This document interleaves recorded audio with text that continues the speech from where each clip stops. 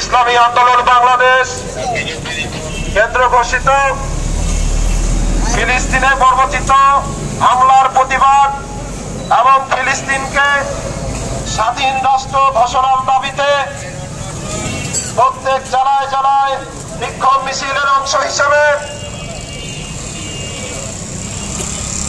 এখন সংক্ষিপ্ত সমাবেশের পবিত্র পাঠ থেকে তলোয়ার নিয়ে আসছেন মুফতি আব্দুর রহমান সাহেব। তলোয়ার নিয়ে আসছেন মুফতি আব্দুর রহমান সাহেব।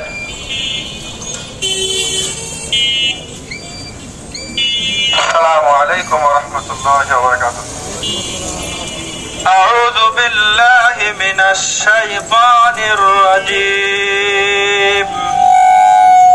মাওলানা নূর আলম সিদ্দিক বক্তব্য প্রদান করবেন। মাওলানা নূর আলম সিদ্দিক। আসসালামু আলাইকুম ওয়া রাহমাতুল্লাহি ওয়া বারাকাতুহু। আলহামদুলিল্লাহ,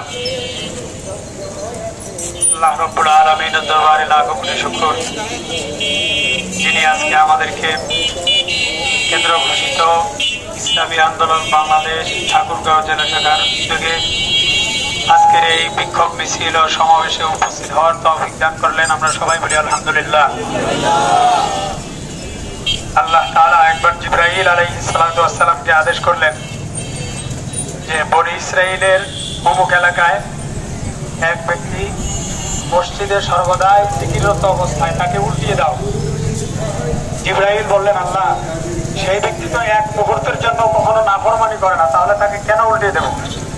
আল্লাহ তাআলা বললেন যে সেই ব্যক্তি শুধু নিজে বাঁচতে চায়, অপরকে বাঁচাতে চায় না। ঠিক না নাকি?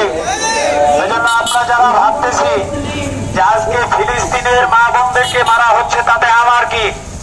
ফিলিস্তিনের নিষ্পাপ শিশুদেরকে মারা হচ্ছে, তাতে আমার কি? সেই দিন বেশি দূরে নয় যেদিন আপনার উপর গজব এসে পড়বে, আপনি শত চেষ্টা করেও পালিয়ে থাকতে পারবেন না। এবং আপনারা জানেন ফিলিস্তিনের আশপাশে যতগুলো দেশ আছে সবগুলি মুসলিম দেশ।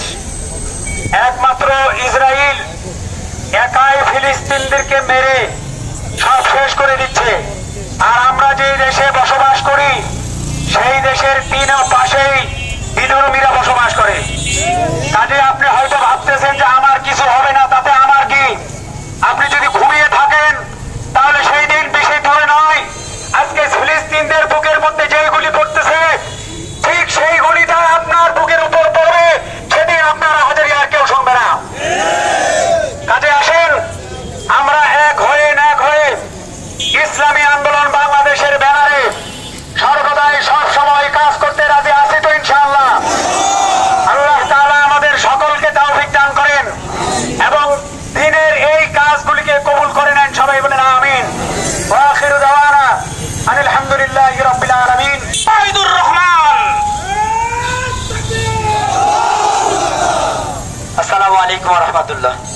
নাহমাদুহু ওয়া নুসাল্লি আলা রাসূলিল কারীম, আম্মা বাদ। আউযু বিল্লাহি মিনাশ শাইতানির রাজীম। বিসমিল্লাহির রহমানির রহিম। উপস্থিত অধ্যকার, আমার সহযোদ্ধা বন্ধুগণ,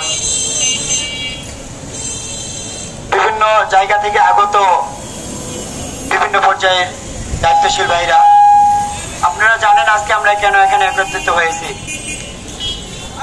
আজকে আমরা সকলে একটা ইমানের দাবি নিয়ে একত্রিত হয়েছি। আমরা আমাদের নির্যাতিত দেশ ফিলিস্তিনকে যেন স্বাধীন রাষ্ট্র ঘোষণা করা হয় এবং যেন ইসরায়েলি আগ্রাসন বন্ধ করা হয়, সে আহ্বানের জন্য আমরা আজকে একত্রিত হয়েছি। ঠিক কিনা বন্ধুগণ?